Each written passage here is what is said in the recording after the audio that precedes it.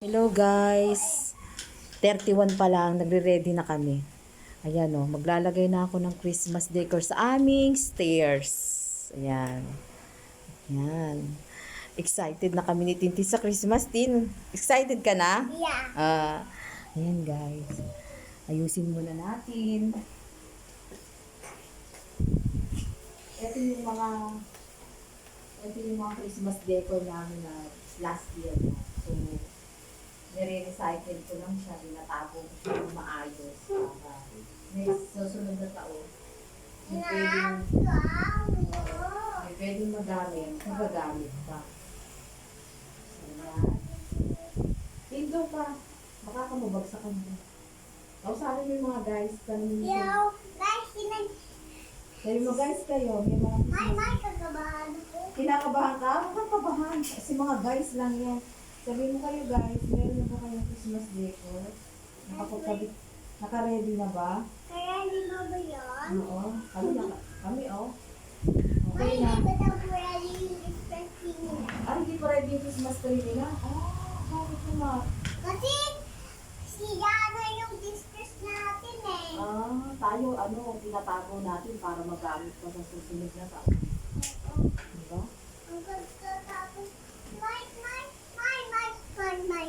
Here mo to. Ang ganda. Yung iba sa taas medyo makapal, yung pababa dito. Hindi kasi masyadong bukas siguro kaya ganun.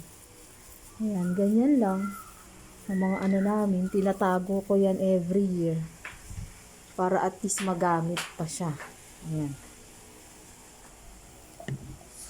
Mine. Ano?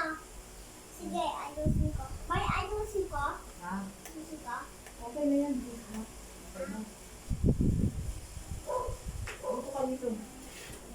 Tapos, ito yung mga ibang tapos ito yung ibang mga namin. Ayan. Ayan o. Ayan pa yung mga Christmas balls namin. Naka-plastic pa talaga siya guys. Malaki na. Ayan yung mga yung solar ko. Ewan ko kung pwede pa to. Malalaman ko. Oh, kaya yung isa yung... Ayan, mahilig siya yan. Mahilig. Ito. Tapos yung aking Ito po yung business. marami. Ito po, oh. Oo. Ito po guys, oh, my phone. Tinatago ko yan guys. Mga naka-plastic pa yan. Konti lang naman yan.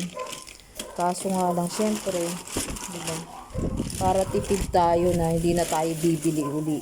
Ayan. Ito tayo. Ewan ko lang kung gumagana pa tong Christmas light ko. Hindi na yan. Bibili yun. Bibili na lang ako.